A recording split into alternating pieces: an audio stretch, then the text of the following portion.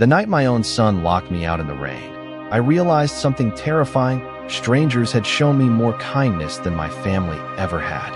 I still remember the sound of the deadbolt clicking behind me. It was such a small sound. Quiet. Cold. Final.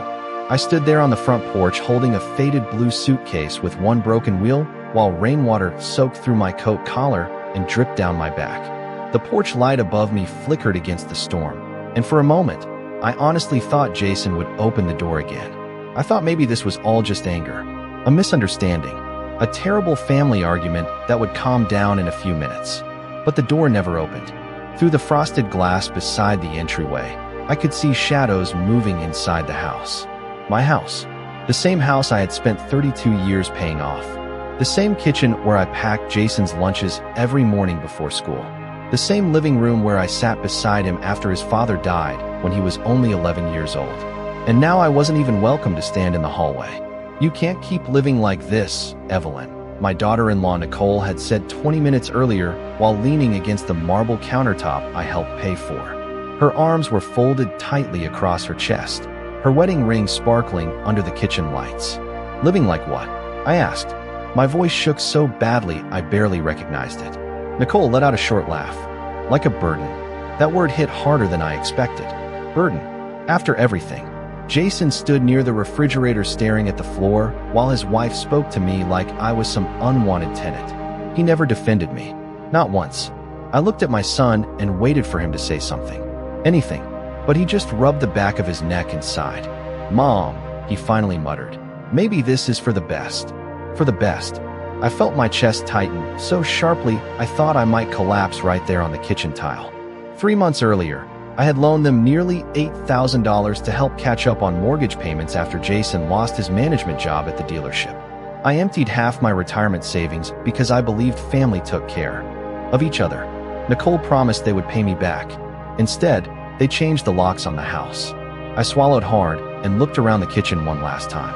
The expensive coffee machine on the counter had been my Christmas gift to them 2 years ago. The dining table came from my late husband's pension check. Even the framed family photos hanging on the wall had been chosen by me. Yet somehow, I was the one being erased. Nicole walked over and slid my suitcase toward the front door. "We need our space," she said flatly. "And honestly, Jason and I deserve a chance to live our lives without constant stress." Constant stress. I was 67 years old with arthritis in both knees and high blood pressure. I cooked their meals 3 nights a week. I folded their laundry when Nicole worked late. I babysat their golden retriever while they took vacations to Napa Valley and Miami Beach. But somehow my existence had become an inconvenience. Jason finally looked at me then, but not like a son looks at his mother. It was the look people give when they want an uncomfortable situation to disappear quickly. "You'll figure something out," he said quietly. I nodded because I knew if I spoke, I would cry, and I refused to give Nicole the satisfaction of seeing me break apart in front of her. So I picked up my purse, grabbed my medication bottle from the counter, and walked toward the door. Nicole didn't even say goodbye. The rain hit my face the second I stepped outside. Behind me, the door closed. Then came the lock. I stood there alone with $43 in my wallet, an old wedding ring on my finger, and nowhere to go. But what my son and his wife didn't understand that night was this. When you force someone to lose everything, you also remove their fear. And 5 years later, the people who threw me away would be the same people begging me to save them. I spent the first night after they threw me out sitting inside a 24-hour diner off Interstate 71 pretending to drink the same cup of coffee for 4 hours because I could not afford a second one. The waitress knew I had nowhere else to go. She stopped asking if I wanted a refill around midnight and quietly brought me a slice of apple pie instead. "On the house, honey," she whispered before walking away. I almost cried right there in the booth because that stranger had shown me more compassion in 5 minutes than my own family had shown me in years. By 3 in the morning, the rain outside had turned into sleet. I remember staring through the fogged-up diner window wondering how my life had unraveled so quickly. But deep down, I already knew the answer. It had not happened quickly at all. It happened slowly, one small humiliation at a time. After my husband Frank passed away from a heart attack, Jason started visiting less often. At first, I told myself he was busy building his career.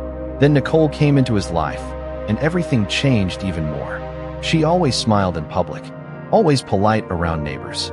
But inside the house, she treated me like old furniture that no longer matched the decor. The first time she embarrassed me was during Thanksgiving dinner 2 years earlier. I arrived carrying homemade pumpkin pies and the sweet potato casserole Jason used to beg me for when he was little. Nicole opened the door, looked at the dishes in my hands, and sighed. "Oh," she said, "I already ordered catering." I stood there awkwardly while everyone else sat at the dining table laughing with wine glasses in their hands. Then Nicole leaned close to me and whispered, "There is a folding chair in the laundry room if you need somewhere to sit." A folding chair. While strangers sat at the dining table in the house I helped pay for. Jason heard her say it. He looked uncomfortable for maybe 2 seconds before pretending to answer a text message on his phone. That was the moment I realized my son had stopped protecting me. Over the next year, things only got worse. Nicole convinced Jason to put most of their finances into joint accounts I could not access. Then one afternoon, my debit card stopped working at the grocery store. I stood at the register with a gallon of milk, bread, canned soup, and my blood pressure medication while the cashier kept running the card again and again. "Declined," she finally said loud enough for everyone behind me to hear. My hands shook as I stepped aside. Later that evening, Jason casually explained they had reorganized the household finances. Reorganized. Such a clean word for betrayal. Nicole sat at the kitchen island scrolling through her phone while he talked. "You do not really need separate access anymore," she said without even looking up. "We are trying to simplify things." Simplify things. That was how they described taking away the little independence I had left. Soon after that, Nicole started making comments whenever friends visited the house. "Evelyn gets confused sometimes," she would joke lightly while pouring wine. "You know how older people are. Older people. Like I was no longer a human being with memories and dignity and sacrifices behind me." I stopped speaking much during dinners because every sentence seemed to annoy her. If I folded laundry the wrong way, she corrected me. If I cooked, she complained about sodium. If I sat quietly in the living room, she accused me of making the house feel depressing. Meanwhile, Jason drifted further away every month. The little boy who once cried when I left him at kindergarten now barely looked up from his laptop when I entered the room. But the worst part was not losing my home. It was realizing they had spent years slowly teaching me to feel grateful for crumbs inside the life I built with my own 2 hands. By the end of that first week, I learned something painful about becoming invisible in America. People do not notice an older woman sitting alone unless she is in their way. I spent 3 nights moving between cheap motels outside Columbus because they charged by the day and did not ask too many questions. The carpet smelled like cigarette smoke and old bleach. The walls were thin enough for me to hear televisions playing through the night in neighboring rooms. Every morning, I folded the same 2 sweaters carefully into my suitcase and counted my money before deciding whether I could afford breakfast. I had never been rich, but I had never lived like that either. Not even after Frank died. At least back then, I still had purpose. Now I felt like someone had erased my name from my own life. On the 5th morning, I sat in my car outside a pharmacy, staring at my reflection in the rearview mirror. My silver hair looked dull. The skin beneath my eyes sagged from exhaustion. I barely recognized the woman staring back at me. Then my phone buzzed. For one foolish second, I thought it might be Jason apologizing. Instead, it was a text message that simply read, "Maybe this experience will help you become more independent." Independent. I read the message 3 times while my hands trembled against the steering wheel. There was no "I love you," no "Are you safe?" Just cold distance wrapped inside polite words. I deleted the message without replying, but the damage stayed with me all day. Later that afternoon, I drove to a church shelter downtown because one of the motel clerks quietly told me they sometimes helped seniors. Walking inside nearly broke me. I had spent my whole life working. I raised a child alone after becoming widowed at 41. I balanced bills, packed lunches, worked double shifts at a bookkeeping office, and still managed to make every school concert Jason ever had. Yet there I was standing in line holding a paper cup of soup beside people who had also lost everything. A volunteer handed me a blanket and smiled gently. "You are safe here tonight," she said. Safe. Such a simple word, but I had not felt safe in months. That night, lying awake beneath fluorescent lights while strangers slept nearby, I realized something uncomfortable. Nicole had not destroyed my confidence overnight. She had slowly trained me to doubt my own value. Every criticism, every sarcastic comment, Every time she rolled her eyes when I entered a room. It all added up until I began apologizing for existing.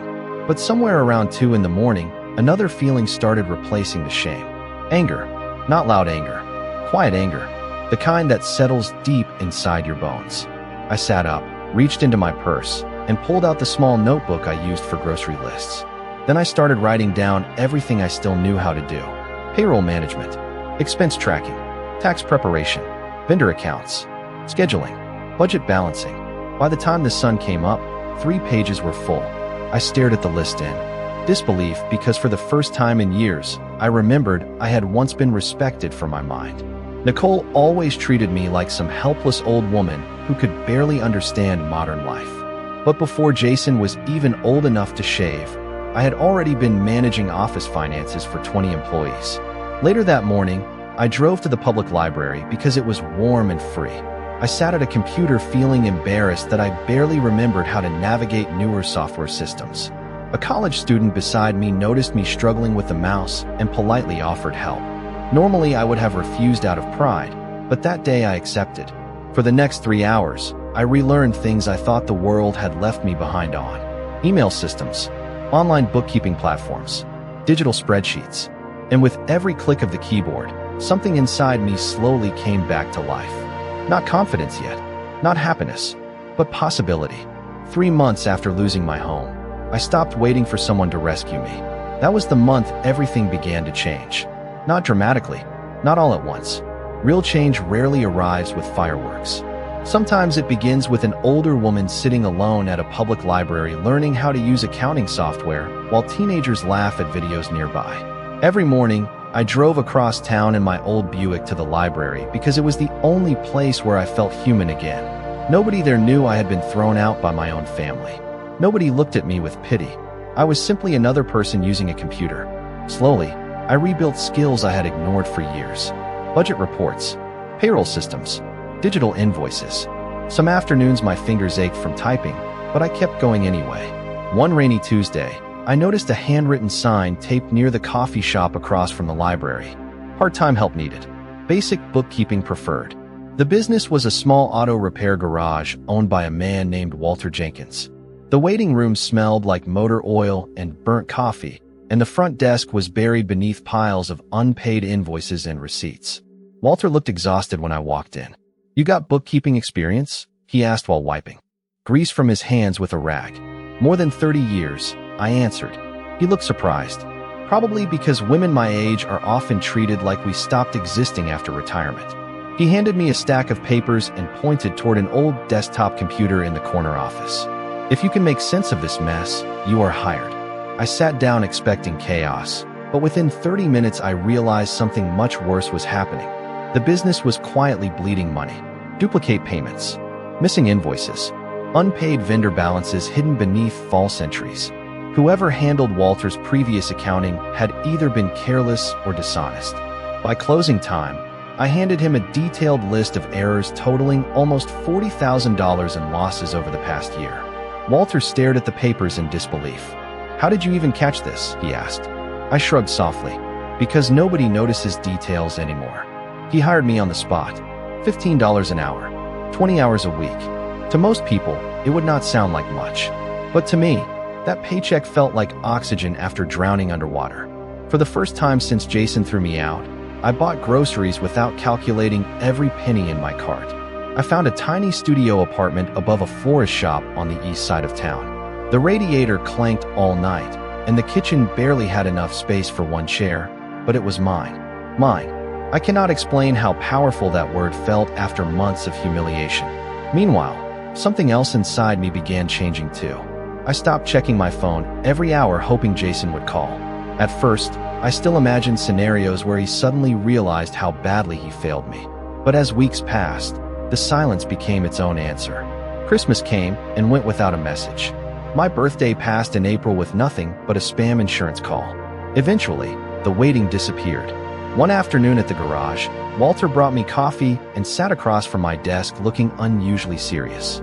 "You know," he said slowly, "this place would have gone under without you." I laughed quietly because I had spent years being treated like a burden. Yet here I was saving a business nobody else could. Keep afloat.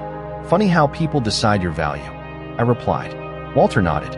Sometimes the people closest to you are the last ones who see it. That sentence stayed with me all night. Because he was right. Nicole always acted like my age made me useless. Jason let her reduce me into someone small and apologetic. But every invoice I fixed and every account I balanced reminded me of something important. I was never weak. I was simply surrounded by people who benefited from me believing I was. 5 years can change a woman completely when she stops spending those years begging to be loved. By the time I turned 72, my mornings looked nothing like the life I had after Jason threw me out. I woke up before sunrise in a quiet lake house outside Traverse City, Michigan, where the water reflected soft gold across the windows every morning. The house was not enormous or flashy, but every inch of it belonged to me. I bought it 2 years earlier after Walter retired and offered me partnership in his growing business consulting company. What started as one struggling garage eventually turned into multiple small businesses hiring us to clean up their finances. Restaurants, hardware stores, family-owned repair shops. Most owners were overwhelmed and embarrassed when they first came to us. I understood that feeling better than they realized. I became known for spotting financial problems other accountants missed. Walter used to joke that I could smell bookkeeping mistakes the way bloodhounds smell trouble. But what mattered most was not the money. It was the peace. For the first time in decades, my life felt quiet in a good way. I drank coffee on my back porch overlooking the lake. I planted tomatoes in the summer. I bought fresh flowers every Friday simply because I liked them. And slowly, the version of me that Nicole tried to destroy disappeared completely. One afternoon, while organizing client reports in my office, I realized something strange. Nearly an entire week had passed without me thinking about Jason at all. That realization did not make me sad. It made me free. In the beginning, I imagined that success would feel like revenge. I thought maybe one day I would become wealthy enough or important enough that my son would regret abandoning me. But real healing does not work that way. The truth is, after enough time passes, you stop needing apologies from people who were comfortable hurting you. Then one snowy November evening, everything shifted. Walter walked into my office holding a tablet in his hand. "I think you should see this," he said carefully.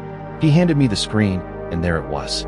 A foreclosure notice posted publicly online for Jason and Nicole's home in Columbus. My stomach tightened instantly. I stared at the address for several seconds without speaking. The same house. My old house. The place where they told me I was a burden. Walter sat quietly across from me while I continued reading.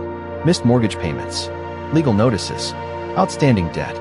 "Are you okay?" he finally asked. I nodded slowly, but honestly, I did not know what I felt. Satisfaction was part of it. Not because they were suffering, but because life had finally forced them to experience insecurity. The same insecurity they handed me without hesitation. Later that night, curiosity got the better of me. I searched Jason's name online and discovered more than I expected. He had bounced between jobs for years after losing his dealership position. Nicole apparently started an online boutique business that failed within 18 months. Multiple reviews mentioned delayed orders and unpaid refunds. Credit card debt lawsuits had been filed against them twice.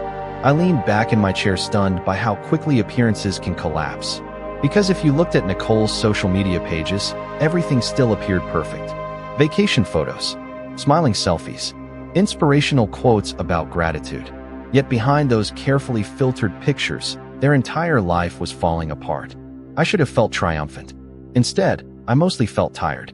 Tired because I finally understood something older people rarely admit out loud. Sometimes your children grow into strangers. Sometimes the people you sacrificed everything for become adults who only love you when you are useful to them. That realization hurts no matter how successful you become afterward. Around 10 that night, my phone buzzed on the kitchen counter. Unknown number. I almost ignored it. Then the voicemail notification appeared seconds later. I pressed play slowly, and the moment I heard Jason's voice after 5 years of silence, every emotion I thought I buried came rushing back at once. Jason's voice sounded older in the voicemail. Tired. Fragile. Nothing like the confident man who once stood in the kitchen and told me I needed to become more independent. "Mom," he said quietly, almost like the word hurt him to say, "I know you probably do not want to hear from me, but I really need to talk to you. Please call me back." That was it. No apology. No explanation. Just need. I sat at my kitchen counter long after the message ended while snow drifted softly outside my windows. 5 years earlier, I would have called him back immediately.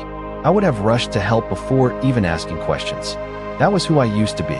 But life had taught me something painful since then. The people who break your heart often expect you to keep loving them exactly the same afterward. I did not call him that night, or the next morning. Instead, I went on with my routine. Coffee on the porch wrapped in a wool blanket. Client meetings. Grocery shopping. A quiet dinner alone with jazz music playing softly in the background. Yet the voicemail lingered in my mind the entire time. By the third day, curiosity finally outweighed pride. I called the number back while sitting in my office overlooking the lake. Jason answered on the second ring. "Mom." His voice cracked immediately. For several seconds, neither of us spoke. I realized then that I had forgotten what silence between family members can feel like after years apart. Heavy, awkward, full of ghosts. "I got your message," I finally said. He exhaled shakily. "Thank you for calling." Another silence followed. Then he said the words I never imagined hearing from my son. Everything fell apart. I leaned back slowly in my chair, but kept my voice calm. "What happened?" He laughed bitterly under his breath. "Honestly, everything." Over the next 20 minutes, the truth came spilling out piece by piece. The foreclosure notice was real. Nicole's boutique business collapsed after taking on too much debt. Jason lost another management position 6 months earlier after company downsizing. Credit cards were maxed out. Their savings were gone. 2 separate loans had gone into collections. "We are drowning," he admitted quietly. Then came the sentence that finally explained why he called after 5 years of silence. "Nicole thinks we might lose the house before Christmas."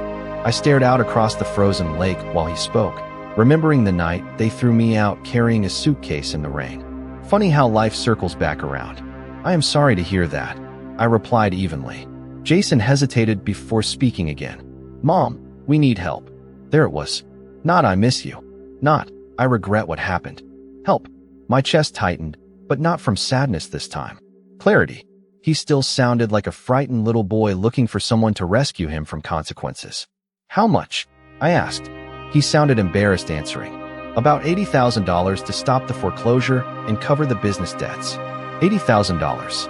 The number almost made me laugh because 5 years earlier, they treated me like a financial inconvenience over grocery bills and utility costs. Now they needed more money than I earned in several years during my old bookkeeping days. "That is a lot of money, Jason."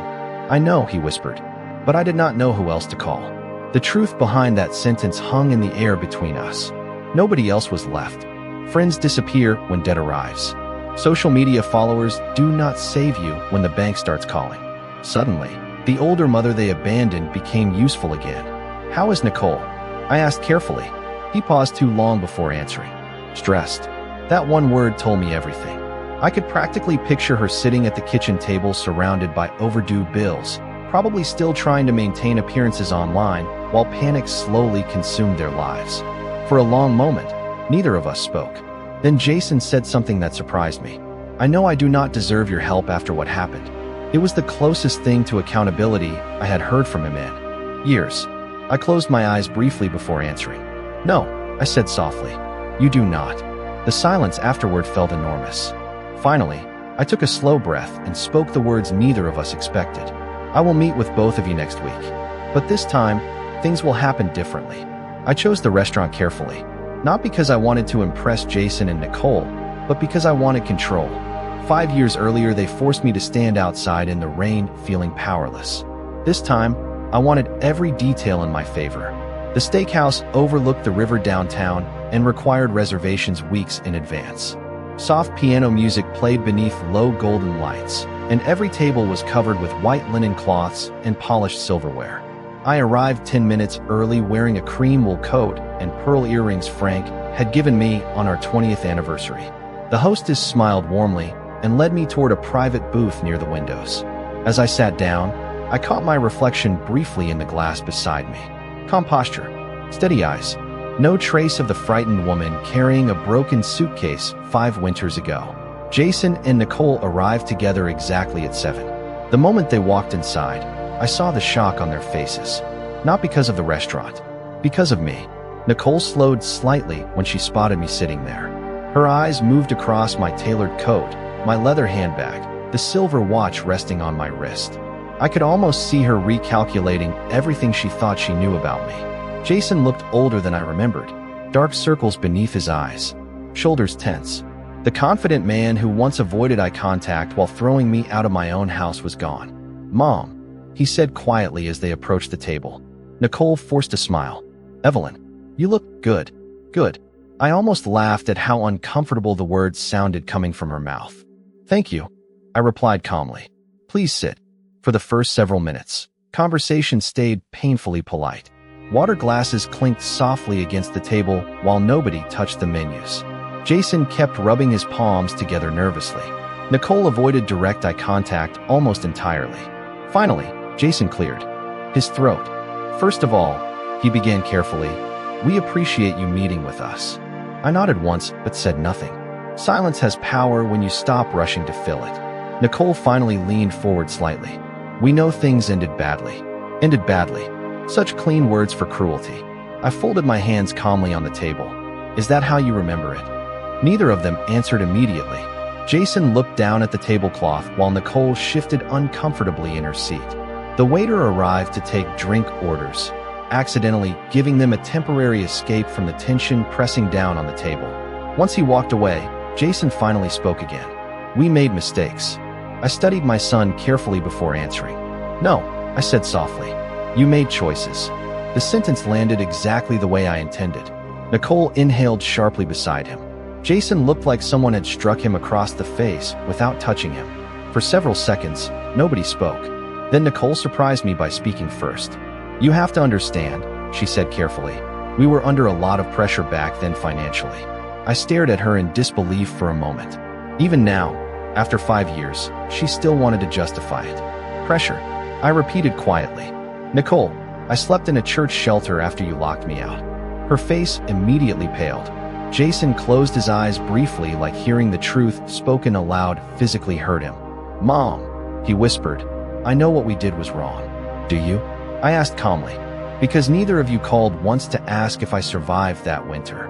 The waiter returned with drinks, placing them carefully on the table while tension thickened around us. Nicole wrapped both hands around her water glass, but still would not meet my eyes. Jason looked exhausted now, almost defeated. "I think about it every day," he admitted quietly. "Good," I answered before taking a slow sip of iced tea. Not cruel, not emotional, just honest. That honesty seemed to affect them more than anger ever could. The strange thing was, I no longer wanted revenge the way I once imagined. Sitting there across from them, I finally understood something important. Time had already punished them far more effectively than bitterness ever could. They arrived carrying shame, debt, fear, and desperation all over their faces. Life had already collected its payment, but that did not mean I intended to save them the way they expected. The waiter brought our meals, but almost nobody touched the food. Jason stared down at his steak like he had forgotten how to eat. Nicole kept adjusting the bracelet on her wrist over and over again, a nervous habit I remembered from years ago whenever she felt cornered. Meanwhile, I sat calmly beneath the soft restaurant lights, realizing something almost surreal. For the first time in my life, I was no longer emotionally controlled by the people sitting across from me. 5 years earlier, one disappointed look from Jason could ruin my entire week. One cruel comment from Nicole could leave me crying quietly in my bedroom. But now, their panic no longer owned me. "We are not asking for charity," Nicole finally said carefully, breaking the silence. I nearly smiled at that sentence because desperate people always try to protect their pride at the last second. "Then what exactly are you asking for?" I replied calmly. Jason rubbed his forehead tiredly before answering. "We just need time. If we can stop the foreclosure and settle the lawsuits, I can get back on my feet." Back on my feet. I remembered saying almost the exact same thing to myself while sleeping in that shelter years earlier. The difference was, nobody came to save me. "How bad is it really?" I asked. Jason hesitated before sliding a thin folder across the table toward me. "Everything is in there." I opened the folder slowly and began reading through the financial statements, overdue notices, and legal documents. Years of bookkeeping experience immediately showed me the truth. Their situation was worse than either of them admitted on the phone. Credit card balances buried beneath refinancing loans. missed tax payments, business debt tied personally to Nicole's name. Poor decisions stacked on top of desperate decisions until the entire structure started collapsing. Nicole watched my face nervously while I turned pages. "Can it be fixed?" she asked quietly. I looked up at her for the first time that evening. 5 years ago, she sat comfortably in my kitchen deciding whether I deserved a place inside my own home. Now she looked frightened enough to barely breathe. Life humbles people eventually. Yes, I answered honestly. Relief immediately flooded across both their faces so fast, it almost hurt to watch. Jason leaned back in his chair and closed his eyes briefly, like someone had just lifted a weight from his chest. Nicole even smiled slightly for the first time all evening. That was when I closed the folder gently and said the part they were not expecting. "But not the way you think." Their expressions changed instantly. Jason frowned. "What do you mean?" I folded my napkin carefully onto the table before answering. "I am not giving either of you $80,000. The relief vanished from the table like air leaving a room. Nicole's shoulders stiffened immediately. "Evelyn, we are trying to save our home." I nodded calmly. "I know exactly what that feels like." Jason looked embarrassed again, but this time I did not soften the truth for him. 5 years ago, I begged for dignity, not money, and neither of you cared. "Mom," he whispered weakly. I raised my hand gently, stopping him. "No. Listen carefully, because I spent years listening while both of you explained why my pain was inconvenient." Silence settled heavily across the booth.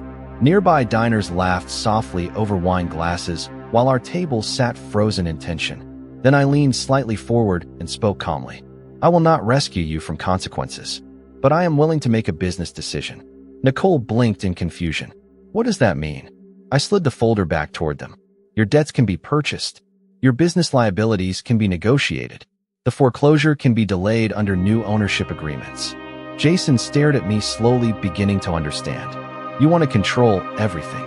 "No," I corrected gently. "I want accountability." Neither of them spoke.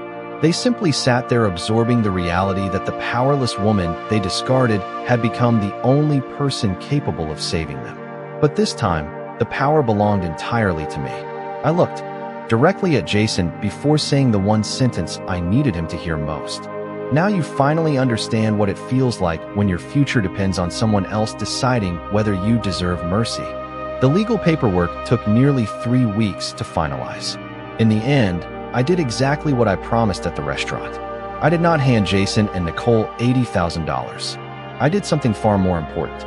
I bought control of the debt attached to their collapsing business agreements through one of Walter's investment partnerships. The foreclosure process was paused under new financial restructuring terms, but ownership protections shifted entirely into my hands. Quietly, legally, permanently. Jason looked stunned the day he signed the documents in my office.